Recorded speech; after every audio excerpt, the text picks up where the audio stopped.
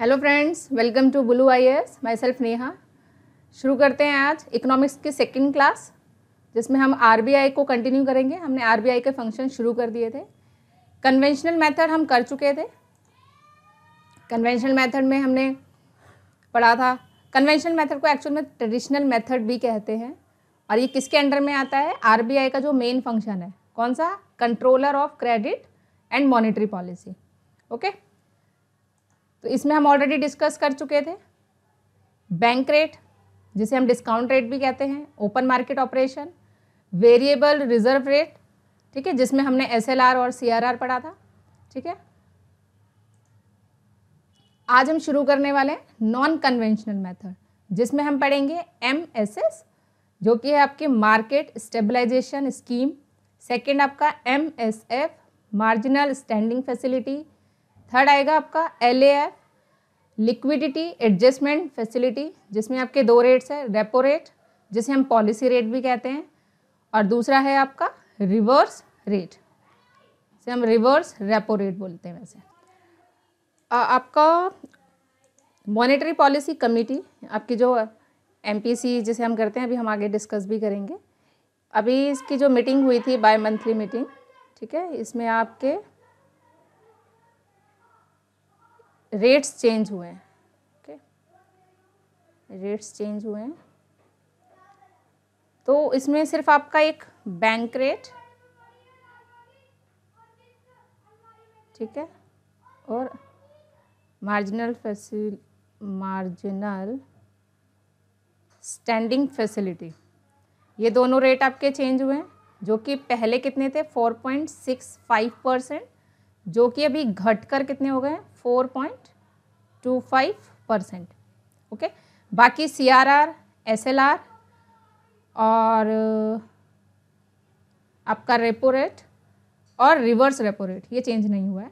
ठीक है, आपका रेपो रेट है आपका 4%, okay, and reverse repo rate है आपका 3.35%। ओके, ये आपके अभी न्यू रेट्स है। ओके ओके, डिस्कस करते हैं रेपो रेट।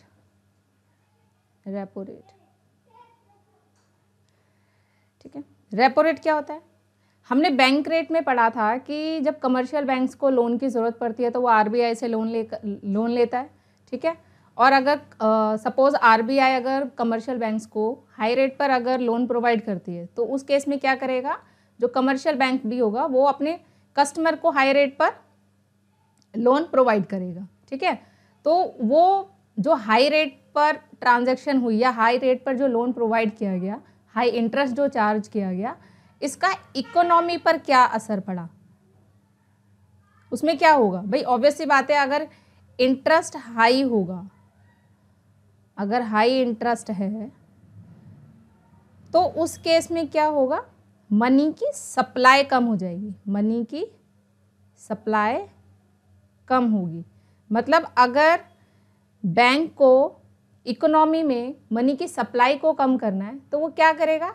हाई इंटरेस्ट पर कमर्शियल बैंक को लोन देगा और फिर कमर्शियल बैंक हाई इंटरेस्ट पर अपने कस्टमर्स को लोन प्रोवाइड करेंगे। ओके ओके, बैंक रेट जो आपका होता है वो लॉन्ग टर्म पे था, ये।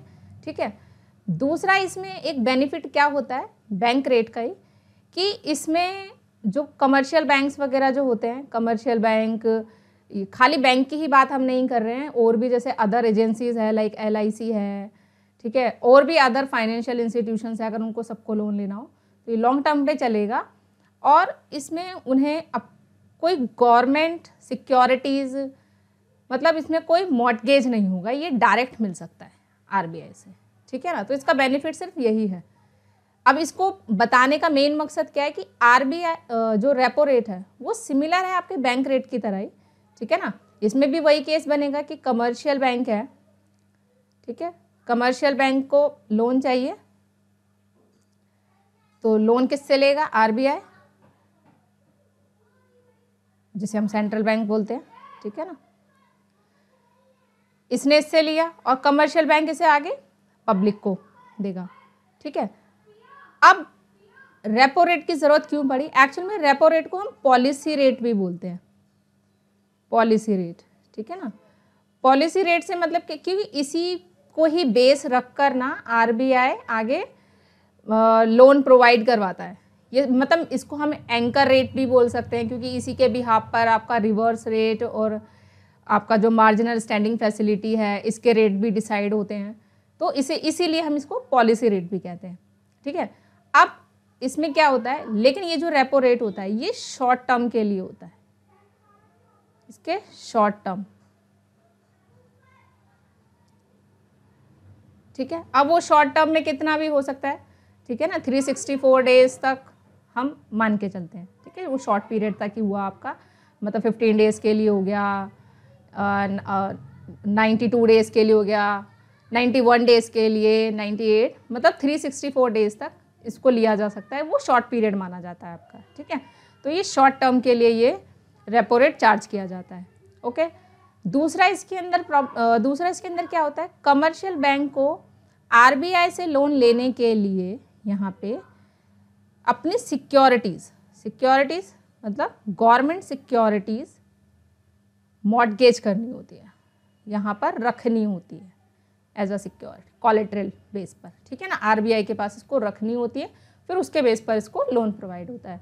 फिर वही अगर आरबीआई अगर हाई इंटरेस्ट पर अगर कमर्शियल बैंक को लोन दे रहा है तो कमर्शियल बैंक भी पब्लिक को हाई इंटरेस्ट पर देगा, जिससे क्या बेनिफिट होगा, मनी सप्लाई को स्टॉप किया जा सकता है या कंट्रोल किया जा सकता है। और अगर इसी का अगर आपको उल्टा करना हो तो आरबीआई क्या करेगा, अगर कम इंटरेस्ट पर अगर कमर्शियल बैंक को लोन प्रोवाइड करता है तो वो मार्केट में भी कम रेट पर आएगा, जिससे मार्केट में सप्लाई बढ़ जाएगी, जो कि आपकी डिफ्लेशन की कंडीशन को सॉर्ट आउट कर देगा, ठीक है।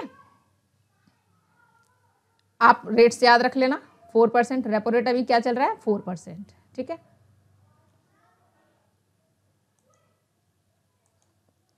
रेपो रेट का ही रिवर्स हो जाता है आपका रिवर्स रेपो रेट, ठीक है, जो कि अभी कितना है 3.35%, ठीक है। ये बिल्कुल रिसेंट डाटा है, इसलिए अभी ध्यान रखना, अभी अगर पूछा जाता है किसी क्वेश्चन में तो आपका ये रहेगा। इसमें क्या होगा, अब रेपो में क्या था कि कमर्शियल बैंक्स को लोन चाहिए था आरबीआई से शॉर्ट पीरियड के लिए, जिसके लिए उसने अपनी सिक्योरिटीज़ मॉर्टगेज की। अच्छा, इसमें सिक्योरिटीज़ में इसमें आता क्या है, ठीक है ना, ये भी बहुत इम्पॉर्टेंट क्वेश्चन है आपका कि इसमें सिक्योरिटीज़ में आप इन्वॉल्व क्या क्या करते हैं। तो इसमें रहता है आपका एक तो टी बिल्स, जिसे हम क्या कहते हैं ट्रेजरी बिल।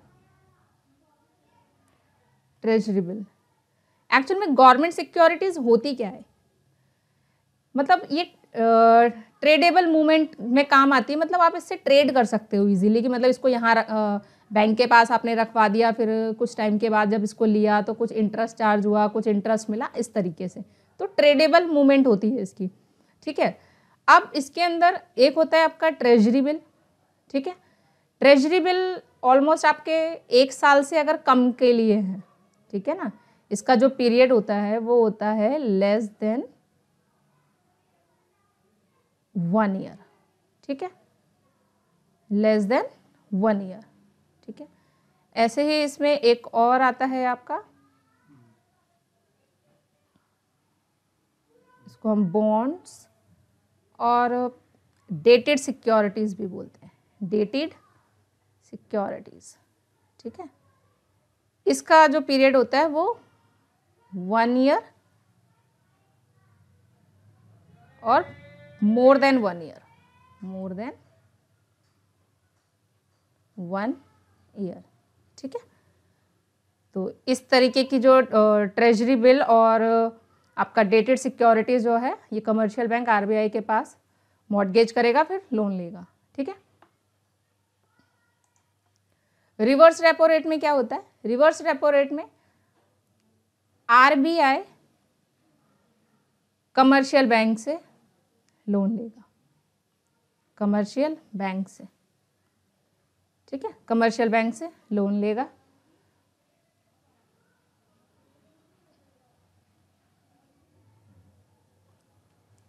अब रिवर्स रेट का फायदा क्या है भाई, देखो अगर कमर्शियल बैंक अगर बाहर जैसे लोन देते हैं और कुछ बैड डेप्ट्स हो जाए, एनपीए जिसे हम कहते हैं, नॉट परफॉर्मिंग एसेट्स, मतलब जो आपने जो लोन्स दिए वो आपको रिकवर नहीं हुए, उसकी रीपेमेंट नहीं हुई, तो उसमें तो लॉस होता है। लेकिन कमर्शियल बैंक को ये तो पता है कि अगर आरबीआई अगर पैसा लेगा तो वो कहीं डूबेगा भी नहीं, ठीक है। हाँ, इसका रेपो रेट से इंटरेस्ट थोड़ा सा कम ज़रूर होता है, लेकिन इस पर इन्हें सिक्योरिटी रहती है, ठीक है ना, सिक्योरिटी रहेगी कि भाई इनका पैसा डूबेगा नहीं क्योंकि आरबीआई के पास है, इसलिए वो इजीली आरबीआई को लोन प्रोवाइड करते हैं, ठीक है। तो बहुत ज़्यादा वो चीज़ नहीं है। अगर हम ये बोले कि अगर रिवर्स रेपो रेट अगर बढ़ जाता है तो क्या कमर्शियल बैंक को कोई फ़ायदा है? एज़ यूजुअल अगर रिवर्स रेट अगर बढ़ जाएगा तो कमर्शियल बैंक क्या करेगा? खुश होएगा कि हाँ, हम तो आरबीआई में ज़्यादा से ज़्यादा पैसा डिपॉजिट कर सकते हैं, ठीक है। और फिर उसी बेस पर वो क्या करेगा, बाहर पब्लिक में भी ज़्यादा हाई इंटरेस्ट पर ही अपना जो है लोन वो प्रोवाइड करेगा। तो क्या है, फ़ायदा ही हो रहा है कमर्शियल बैंक को, क्योंकि कमर्शियल बैंक का तो मेन मोटो ही क्या होता है, प्रॉफिट अर्न करना, ठीक है। ओके, नेक्स्ट पढ़ते हैं हम MSF, ठीक है, मार्जिनल स्टैंडिंग फैसिलिटी, ठीक है, जो कि अभी कितना चल रहा है हमारा 4.25%। हमने बताया था कि MSF और बैंक रेट आपका इक्वल होता है ना। Okay, bank rate standing MSF क्या है?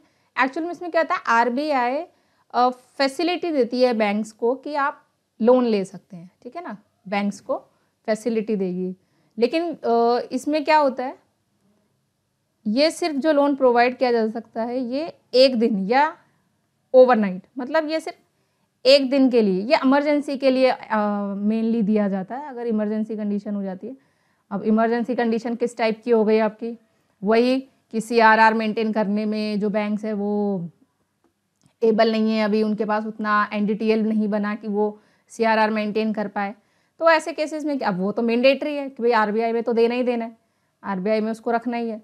तो ऐसे केसेस में भी क्या होता है, आरबीआई से इमरजेंसी पे लोन ले लेगा, भाई इंटरेस्ट तो चार्ज हो गई, हमने देखा इसका इंटरेस्ट रेट हाई भी है, 4.25% पर है, ठीक है ना।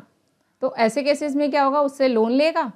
अब हमने जैसे रेपो रेट देखा था, रेपो रेट क्या है, इससे तो कम ही है 4%, ठीक है, ये उसके अकॉर्डिंग तो ज़्यादा ही है। तो ये ओवरनाइट के लिए दिया जा रहा है, इमरजेंसी में होगा तो एज यूजुअल इसका रेट भी ज़्यादा होगा, ठीक है। तो मेनली इमरजेंसी की कंडीशन में ये लोन आरबीआई बैंक्स को प्रोवाइड करेगा, ठीक है। तो ये क्या हो गया, आपका इमरजेंसी लोन हो गया। तो क्या इसके लिए भी बैंक्स को सिक्योरिटीज़ रखनी होगी? यस। जैसे रेपो रेट में हमने जो सिक्योरिटीज़ रखी थी, क्या क्या थी हमारी, ट्रेजरी बिल्स जिसे हम टी बिल्स कहते हैं, ठीक है, और बॉन्ड्स या डेटेड सिक्योरिटीज़,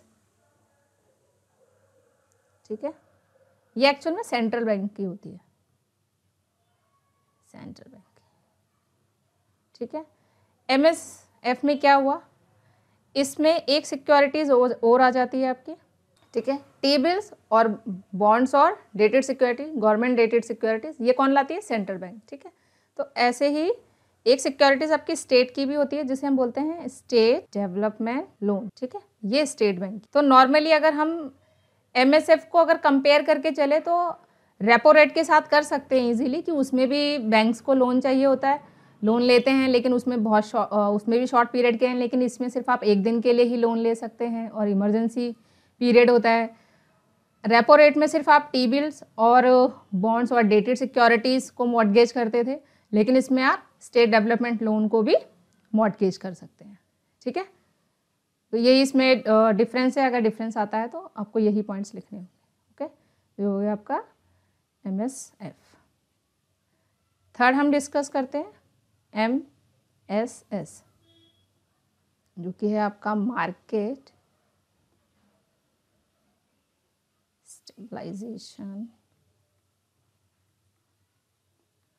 स्कीम,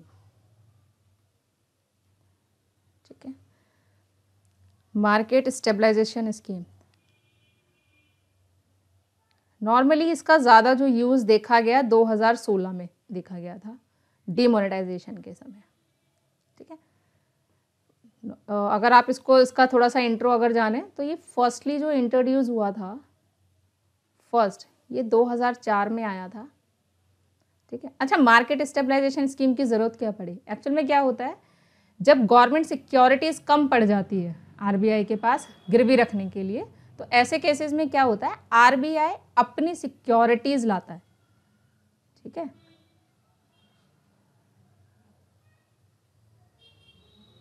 आरबीआई अपनी सिक्योरिटीज़ लाता है, वो किस में आता है आपका, मार्केट स्टेबलाइजेशन स्कीम, और इस केस में इंटरेस्ट भी मिलता है आपको, ठीक है। तो ये फर्स्टली आया कब था, 2004 में।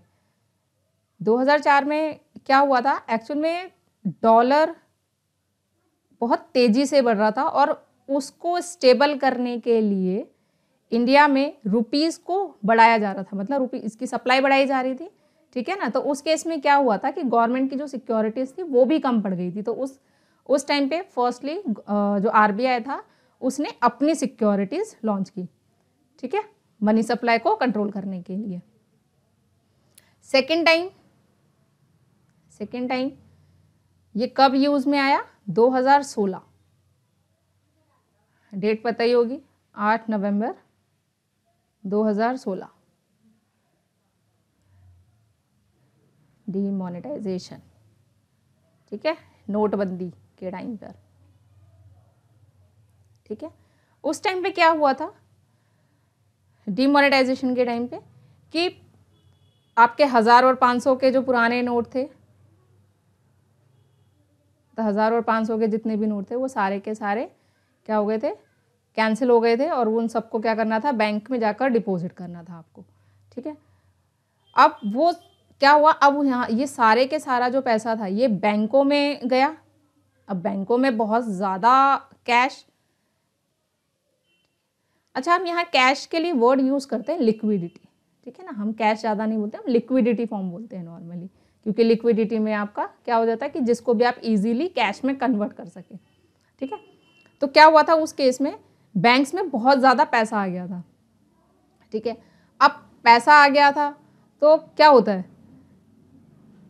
अब बैंक में रहेगा तो इसमें एनडीटीएल है, लोगों को पैसा देना भी है तो उस पर इंटरेस्ट भी चार्ज हो, उसको इंटरेस्ट भी देना होगा आपको, ठीक है। लेकिन ये डीमोनेटाइजेशन के टाइम पर क्या हुआ था कि बैंक ने बोला कि आपके पास जितना भी पैसा आ रहा है, क्योंकि बहुत सारा पैसा आ गया था इस केस में, ठीक है, तो उस केस में बैंक ने ये बोला कि आप इस पैसे को बाहर मार्केट में सर्कुलेट नहीं करोगे, ये लोन देने के लिए नहीं है, इस पैसे को आपको बैंक में ही रखना है और इसे आप पूरा 100% एनडीटीएल मानेंगे। एनडीटीएल हम पढ़ चुके थे, ठीक है, NDTL net demand time liability, ठीक है, जिस पर हम सीआरआर और एसएलआर काउंट करते थे, ठीक है। तो गवर्नमेंट बैंक ने क्या बोला कि ये जितना भी पैसा है ये मार्केट में सर्कुलेट ना हो, आप एक काम करो, वो सारा का सारा 100% एनडीटीएल में रखो और उस पूरे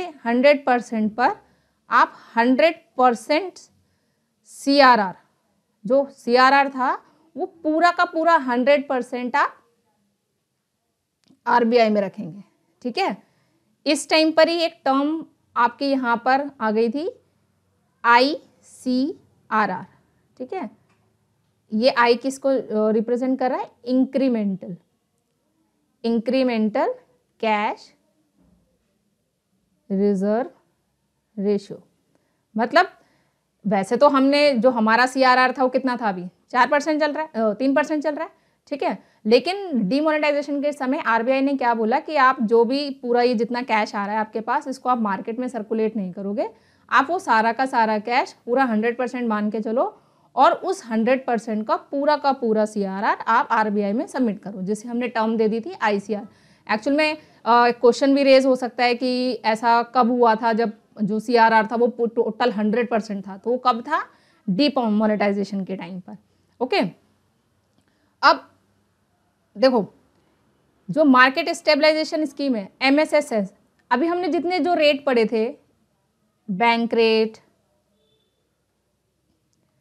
ओपन मार्केट ऑपरेशंस, ठीक है, CRR, आपका SLR, अभी हमने पढ़ा MSF, ठीक है, आपका रेपो रेट, आपका रिवर्स रेपो रेट, ये सब क्या है, ये सिर्फ मॉनेटरी इंस्ट्रूमेंट है ना, मॉनेटरी इंस्ट्रूमेंट है। मॉनेटरी इंस्ट्रूमेंट आपको सिंपल सा पता है कि RBI के थ्रू जो होता है, ठीक है ना, जिस पर RBI का राइट रहता है, तो इन ये सब चीज़ें RBI के थ्रू ही है।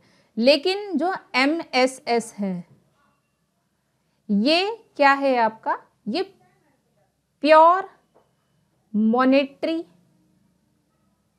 इंस्ट्रूमेंट नहीं है, ठीक है, ठीक है, ये क्या है आपका प्योर मॉनेटरी इंस्ट्रूमेंट नहीं है, ये क्या है एक्चुअल में आपका फिस्कल कम मॉनेटरी इंस्ट्रूमेंट, ठीक है। फिस्कल पॉलिसीज और फिस्कल इंस्ट्रूमेंट हम आगे क्लासेस में डिस्कस भी करेंगे। अभी सिंपल सा ये समझ लेते हैं कि जहाँ पर गवर्नमेंट भी इन्वॉल्व हो जाती है, ठीक है ना, क्योंकि जो पॉलिसीज वगैरह होती है गवर्नमेंट बनाती है और मॉनेटरी का जो सारा काम है वो RBI के हाथ में होता है। तो MSS क्या है, ये प्योर मॉनेटरी इंस्ट्रूमेंट नहीं है, ये फिस्कल कम मॉनेटरी इंस्ट्रूमेंट है, ठीक है ना। ये आया कब था, 2004 में फर्स्ट टाइम, ठीक है। और उस टाइम क्या हुआ था, डॉलर की जो वैल्यू थी बहुत ज़्यादा बढ़ गई थी, रुपीज़ को क्योंकि रुपीज़ को उसके कन्वर्ट करने के लिए हमें बहुत ज़्यादा मनी सप्लाई की ज़रूरत पड़ गई थी, ठीक है। तो उस केस में RBI ने अपने खुद के जो सिक्योरिटीज़ थी वो लॉन्च की थी। फिर सेकेंड टाइम ये डिमोनेटाइजेशन के टाइम पर आई, ठीक है। उस टाइम पर भी क्या हो गया था कि गवर्नमेंट सिक्योरिटीज़ इतनी थी नहीं रखने के लिए, ठीक है। तो इस केस में भी तो आपसे अगर पूछा जाए कि सेकेंड टाइम कब आया है MSS, तो आप बोल सकते हैं 2016 में, ओके। अच्छा, ये जब स्टार्टिंग में जब आया था 2004 में, तब तो ये सिर्फ RBI के थ्रू आया था। उस टाइम पे जो लोन देने का जो इसका जो कहते हैं ना सिक्योरिटीज़ की जो वैल्यू रखी गई थी वो थी एक्चुअल में 30,000 करोड़, ठीक है। लेकिन जब ये दोबारा 2016 में जब इसको लाया गया, तो उस टाइम पर गवर्नमेंट ने बोला कि इसकी वैल्यू बढ़ा दीजिए, तो इसकी वैल्यू बढ़ गई आपकी 6 लाख करोड़, ओके। यहाँ पर मतलब गवर्नमेंट ने बोला कि इसकी वैल्यूज आप बढ़ा दो, ओके। अच्छा, इसकी ड्यूरेशन कितनी होती है, इसका ड्यूरेशन होता है आपका 6 मंथ्स, ओके, 6 मंथ, ठीक है। तो MSS में आपको बहुत ज़्यादा क्वेश्चन तो पूछेगा नहीं, यही मोटी मोटी चीज़ है आपकी। MSS क्या था कि जब गवर्नमेंट की सिक्योरिटी जब कम पड़ जाती है मॉर्गेज करने के लिए, तो उस केस में क्या करता है RBI अपनी खुद की सिक्योरिटीज मार्केट में लेकर आता है। अच्छा, इस पर इंटरेस्ट मिलता है, ठीक है, इस पर इंटरेस्ट मिलता है, कितना है वो चेंज होता रहता है, ठीक है। तो इस पर क्या होगा, इंटरेस्ट मिलेगा, तो ऑब्वियस सी बात है ये तो फायदे का काम हो गया, क्योंकि हमने क्या देखा था कि जो CRR होता है, CRR पे हमें कोई इंटरेस्ट मिलता था, हमें मतलब कमर्शियल बैंक को, तो CRR पे तो नो इंटरेस्ट था, भाई कोई इंटरेस्ट नहीं था ना। लेकिन इस केस में क्या हो रहा है, मुझे इंटरेस्ट मिल रहा है, तो ये तो एक अच्छी चीज़ हुई, तो MSS रखा जाएगा, ठीक है। तो आपके इसमें RBI के फंक्शंस में क्रेडिट कंट्रोल में क्या हुआ, आपने नॉन कन्वेंशनल और कन्वेंशनल दोनों मेथड पढ़ लिए, ठीक है। कुछ ऑब्जेक्टिव टाइप क्वेश्चंस आ जाते हैं, ठीक है ना, तो उसमें हम ध्यान रखेंगे कि जो इसके फंक्शंस होते हैं, RBI के जो फंक्शंस है, जो कि कुछ क्वेश्चन पेपर्स में दिए गए थे, नेमिंग पूछ लेता तो उसके अकॉर्डिंग हम ध्यान रख लेते हैं, ठीक है, कि RBI को 2 पार्ट्स में बांट दिया गया, ट्रेडिशनल मेथड, ठीक है, और एक हो गया आपका इनोवेटिव मेथड। ट्रेडिशनल में भी आपका हमने जैसे अभी पढ़ा, ठीक है, आपका ट्रेडिशनल मेथड और इनोवेटिव मेथड, ठीक है। ट्रेडिशनल में भी आपके 2 तरीके के मेथड्स हो गए, एक तो हो गया आपका क्वांटिटेटिव मात्रात्मक और दूसरा क्वालिटेटिव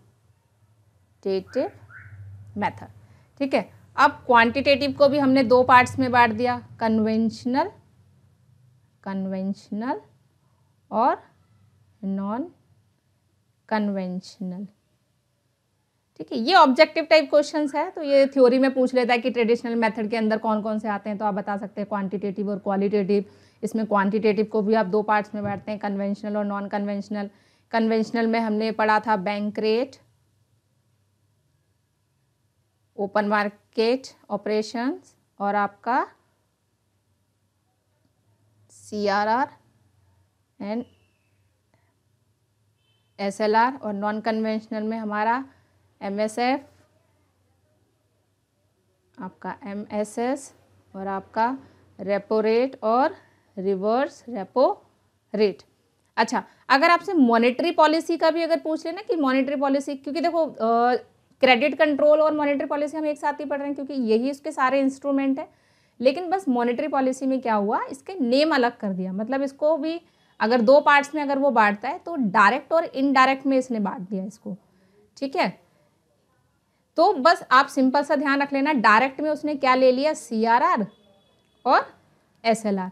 बाकी जितने भी जो बचे हुए हैं ना वो सब के सब किस में आ गए, इसके इनडायरेक्ट में। बैंक रेट, आपका OMO, आपका MSF, आपका MSS, RR, RRR, ठीक है। ये क्या है, इसके इनडायरेक्ट मेथड में डाल दिया और इसको डायरेक्ट में। अगर आपसे मॉनेटरी पॉलिसी में जैसे अलग से पूछ ले, बाकी तो थ्योरी तो सबकी वही है, बस यही कि मॉनेटरी पॉलिसी को मेजर करने के लिए जो इंस्ट्रूमेंट्स हैं उनको कितने पार्ट्स में बांटा गया, दो में, डायरेक्ट इनडायरेक्ट। और डायरेक्ट में कौन है, CRR और SLR, और इनडायरेक्ट में ये सारे आपके, ठीक है, और RBI का फंक्शन, ठीक है। तो अब हम कन्वेंशनल हमारा यहाँ खत्म होता है, अब हम शुरू करते हैं हमारा क्वालिटेटिव मेथड।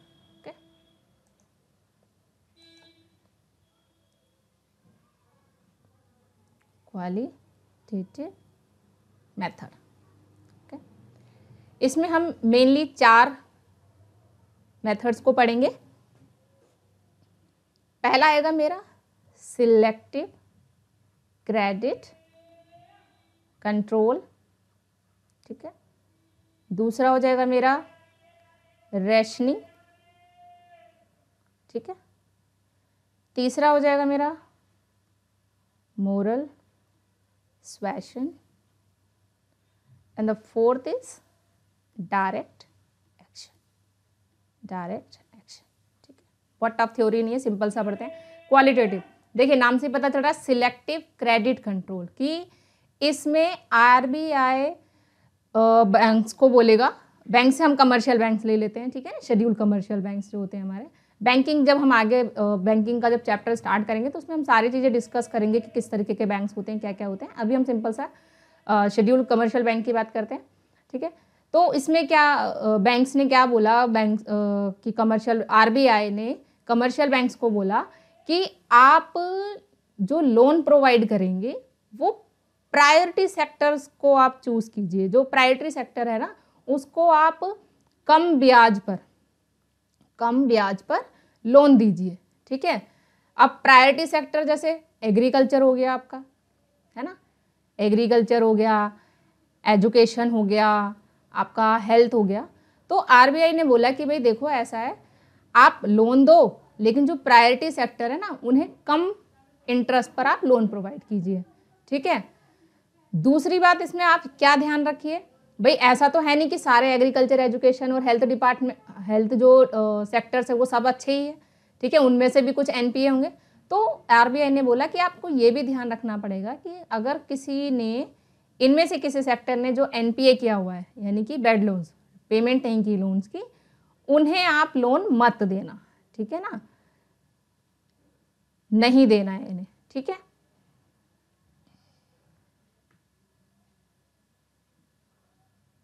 ठीक, और तीसरा केस इसमें क्या होगा कि ये तो प्रायोरिटी पर हो गया कि भाई इनको तो कम ब्याज पर आप लोन दे दीजिए, और अगर कोई इसमें से NPA है और आपके पास दोबारा आ जाता है लोन लेने के लिए तो उसे आप साफ मना कर दीजिए कि हम आपको लोन नहीं दे सकते, ठीक है।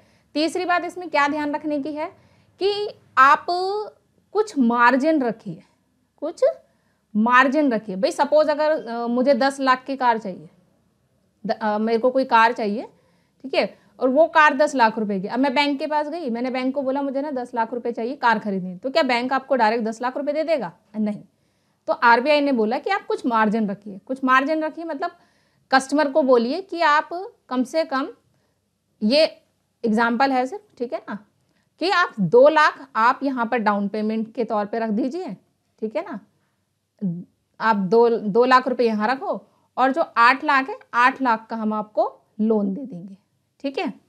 तो सिंपल सिलेक्टिव क्रेडिट कंट्रोल में क्या हुआ, प्रायोरिटी सेक्टर को कम ब्याज पर दीजिए, अगर उनमें से कोई एनपीए है तो उसे आप लोन मत दीजिए, और अगर कोई थर्ड पर्सन मतलब दूसरा अगर कोई आपसे लोन लेने आता है तो उसमें कुछ मार्जिन रखिए, मतलब उनसे कुछ डाउन पेमेंट करवाइए और रिमेनिंग अमाउंट आप उसको लोन दे दीजिए, ठीक है। क्लियर हुआ होगा, ठीक है। अब आते हैं रेशनिंग। रेशनिंग में नॉर्मली हम क्या करते हैं, इसमें क्या करेगा बैंक, आरबीआई ना बैंक्स को चूज करता है, ठीक है ना, क्या करेगा, बैंक्स को चूज करेगा किस बेस पर, परफॉर्मेंस। परफॉर्मेंस कैसी होती है, बैंक की जो परफॉर्मेंस होती है उससे क्या मतलब है कि अगर बैंक में एनपीए कम से कम होगा डेट मीन्स उसकी परफॉर्मेंस अच्छी है, और अगर एनपीए ज़्यादा हो रहा है तो उसकी परफॉर्मेंस खराब है।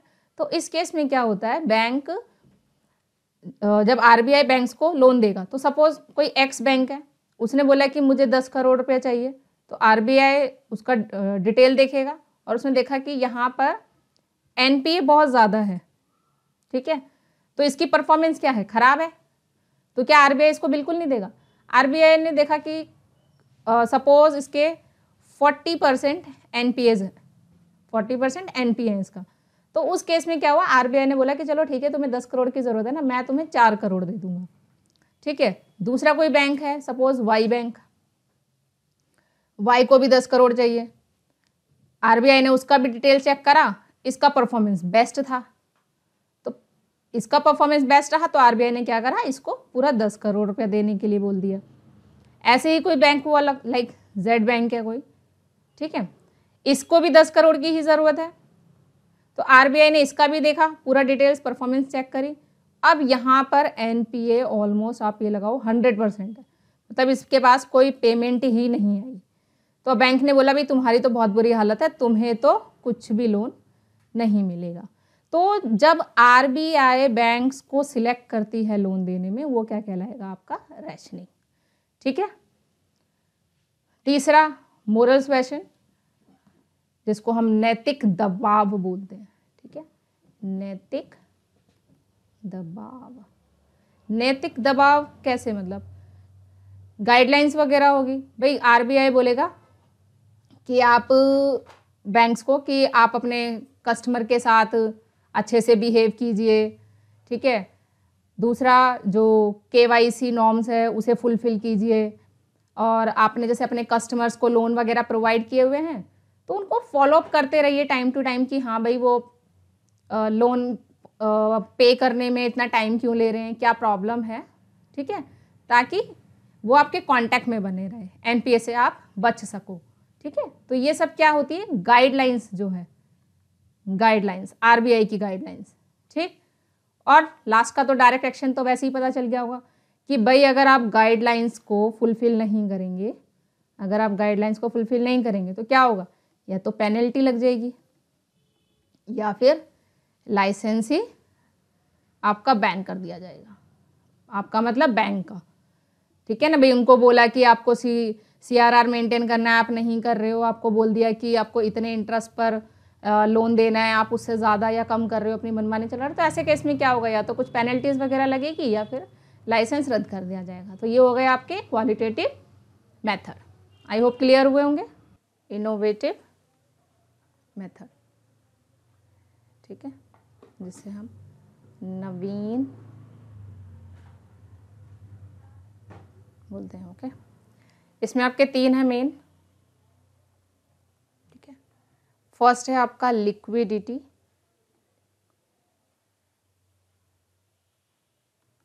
Dt trap. सेकेंड है आपका हेलीकॉप्टर हूवर मनी। थर्ड है आपका हेलीकॉप्टर ड्रॉप मनी, ठीक है। लिक्विडिटी ट्रैप से मतलब क्या है कि बैंक में पैसा बहुत है, ठीक है, लिक्विडिटी बहुत है, में लिक्विडिटी बढ़ जाए, मतलब बैंक में पैसा बहुत सारा है लेकिन आप उसको लोन की फॉर्म में मार्केट में सर्कुलेट नहीं कर सकते। लोन की फॉर्म में आप उसको मार्केट में सर्कुलेट नहीं कर सकते, ठीक है। तो वही कंडीशन क्या कहलाती है आपकी, लिक्विडिटी ट्रैप। तो ये कंडीशन आपके पास एग्जांपल है डीमोनेटाइजेशन का, ठीक है। डीमोनेटाइजेशन के टाइम पे क्या हुआ था, जो सारी की सारी जो मनी थी, ठीक है ना, जिसे हमने 100% NDTL मान लिया था, NDTL, ठीक है, जिस पर हमने पूरा 100% का CRR करा, जो RBI के पास रखा गया। तो इस टाइम पर क्या था, ये बैंकों में पैसा तो बहुत सारा था लेकिन वो उसको क्या कर रहा था, मार्केट में सर्कुलेट नहीं कर पा रहा था ना। तो यही केस क्या कहलाता है आपका, लिक्विडिटी ट्रैप की। जो लिक्विडिटी है, ठीक है, वो क्या हो गई, ट्रैप हो गई। नेक्स्ट पढ़ते हैं हम helicopter Hoover money. Helicopter Hoover money से मतलब क्या है कि मान लेते हैं कि आपके मार्केट में लिक्विडिटी बढ़ जाए, ठीक है, मार्केट में लिक्विडिटी बढ़ जाए, ठीक है। तो लिक्विडिटी को कम करने के लिए RBI क्या करेगा भाई, बैंक रेट RR को क्या करेगा, बढ़ा देगा, ताकि उससे क्या हो, मार्केट में जो मनी है उसकी सप्लाई क्या हो जाए, कम हो जाए, ठीक है। और मनी सप्लाई कम हो जाएगी तो लिक्विडिटी कम हो जाएगी। लेकिन सपोज ऐसा करने पर भी मनी सप्लाई कम ना हो, लिक्विडिटी बढ़ी हुई है, डेट मीन मार्केट में ब्लैक मनी है, ठीक है भाई। अगर बैंक रेट RR ये सब बढ़ाने के बावजूद भी मार्केट में से जो मनी सप्लाई है वो कंट्रोल नहीं हो रही, वो कम नहीं हो रही, इसका मतलब कि मार्केट में ब्लैक मनी होगी। अब उस ब्लैक मनी को रोकने के लिए क्या किया जाएगा भाई, ब्लैक मनी किस तरीके से रोकी जा सकती है। फर्स्ट तो डीमोनेटाइजेशन, जो हमने देखा ही था, ठीक है ना, कि सारे के सारे जो पुराने नोट्स वगैरह जो है उनको सबको बैंक्स में डिपॉजिट करा दीजिए, ठीक है। तो उसके थ्रू आप कंट्रोल कर सकते हैं। दूसरा क्या हो सकता है, इनकम डिक्लेरेशन। इनकम डिक्लेरेशन में क्या था कि आप क्या करो, जो कि 2016 डिमोनेटाइजेशन के टाइम हुआ था, कि आप 45% टैक्स पे करके अपनी जितनी भी ब्लैक मनी है उसको क्या कर लो, वाइट मनी बना लो, ठीक है। या जो गवर्नमेंट की स्कीम्स वगैरह होती है, प्रधानमंत्री कल्याण योजना, क्लीनिंग हाउस वगैरह, ये जो सब होते हैं, इसके थ्रू क्या होता है, इसको ब्लैक मनी को कंट्रोल किया जा सकता है। तो इसी कॉन्सेप्ट को हम क्या बोलते हैं, हेलीकॉप्टर हूवर मनी, ठीक है। कि जब बैंक रेट वगैरह बढ़ाने से भी आपकी मनी सप्लाई कम ना हो, तो उस केस में आप ये जो अदर टूल्स है, जैसे demonetisation, income declaration, government schemes वगैरह जो वेलफेयर के लिए होती है, और क्लीनिंग हाउस के थ्रू आप मनी को कंट्रोल कर सकते हो मार्केट में से। यही कॉन्सेप्ट क्या हो गया आपका, हेलीकॉप्टर हूवर मनी, ठीक है। इसी में लास्ट है आपका हेलीकॉप्टर ड्रॉप मनी। तो हेलीकॉप्टर ड्रॉप मनी से समझ में आ रहा है क्या होगा इसके अंदर, कि आप पैसा लो और लुटाओ, हेलीकॉप्टर ड्रॉप मनी, ठीक है। हेलीकॉप्टर ड्रॉप मनी से क्या समझे, कि सपोज आपके बैंक्स में लिक्विडिटी ट्रैप की कंडीशन है, ठीक है। बैंक्स में लिक्विडिटी ट्रैप की कंडीशन है और मार्केट में मनी सप्लाई कम है, ठीक है। अब मनी सप्लाई कम है तो बैंक क्या करेगा, RBI के पास तो एक ही सोल्यूशन है कि क्या कर सकता है, जो भी बैंक रेट RR ये सब है इसको कम कर दे और मार्केट में ज़्यादा से ज़्यादा पैसा सर्कुलेट कर दे। तो उससे क्या होगा, ये जो कम जो मनी सप्लाई है इसकी प्रॉब्लम को सॉल्व किया जा सकता है। लेकिन प्रॉब्लम क्या आ रही है कि बैंक्स में लिक्विडिटी ट्रैप है, कि बैंक में पैसा तो बहुत सारा है लेकिन वही आप उस पैसे को लोन के रूप में मार्केट में सर्कुलेट नहीं कर सकते, ठीक है। तो अब ऐसे केस में क्या होगा, अब आरबीआई बैंक्स के थ्रू तो मनी सप्लाई को बढ़ा नहीं सकता, तो ऐसे केसेस में आरबीआई गवर्नमेंट को बोलेगा कि आपको लोन चाहिए, आप लोन लीजिए हमसे, ठीक है, और आप उस लोन से जो वेलफेयर स्कीम्स है उसे चलाइए, ठीक है। तो गवर्नमेंट क्या करेगी, गवर्नमेंट तो तैयार रहेगी पैसा लेने के लिए, बोलेगी ठीक है। तो ऐसे केसेस में क्या होगा, आरबीआई क्या करेगी, न्यू करेंसी प्रिंट करेगी और गवर्नमेंट को देगी, ठीक है। अब गवर्नमेंट इसको जो भी वेलफेयर स्कीम्स है, एग्रीकल्चर रिलेटेड है या, तो आरबीआई क्या करेगी, न्यू करेंसी प्रिंट करेगी और गवर्नमेंट को बोलेगी कि आप अपने वेलफेयर स्कीम में इसको लगाइए, ठीक है। अब वेलफेयर स्कीम कुछ भी हो सकती है, आपके एग्रीकल्चर रिलेटेड है, मनरेगा है, ठीक है ना, कल्याण योजना वगैरह, ये जितनी भी आपकी वेलफेयर स्कीम है उसमें खर्च करेगी। तो वहाँ से क्या होगा, वो पैसा क्या होगा, पब्लिक में आएगा, ठीक है। पब्लिक में अगर पैसा आया तो उसके बाद फिर कहाँ जाएगा, वापस बैंक में जाएगा, बैंक में गया फिर वही मार्केट में ये पब्लिक में आने के बाद मतलब मार्केट में सर्कुलेट होना शुरू हुआ, यहाँ पर आएगा तो फिर वही प्रोडक्शन भी होगा, ठीक है। तो ऑटोमेटिकली क्या होगा, ये जो मनी सप्लाई का जो प्रॉब्लम था, जो मनी सप्लाई कम थी, वो क्या हो जाएगी, धीरे धीरे इसकी कंडीशन सॉल्व हो जाएगी, ठीक है। तो यही होता है आपका हेलीकॉप्टर ड्रॉप मनी, ठीक है। तो ये हो गया आपके innovative method 3, liquidity trap, helicopter Hoover money, helicopter drop money. RBI में हम लास्ट टॉपिक डिस्कस करते हैं अब, MPC आपका मॉनेटरी पॉलिसी कमेटी, ठीक है। तो ये कमेटी किसके थ्रू आई है, आरबीआई के थ्रू, ठीक है। इसके टोटल 6 मेंबर्स हैं, ठीक है, जिसमें से 3 मेंबर्स जो आपके होंगे, ये तो आपके आरबीआई के ऑफिशियल्स होंगे, ऑफिशियल्स ऑफ आरबीआई, ठीक है, और 3 मेंबर्स जो आपके होंगे इसमें होंगे गवर्नमेंट ऑफ इंडिया के, ठीक है। इन 3 में से भी ये डिसाइड होंगे, जो फर्स्ट होगा वो गवर्नर, ठीक है ना, जो कि क्या होगा, आपका चेयरपर्सन होगा इसका कमेटी का, दूसरा डिप्यूटी गवर्नर,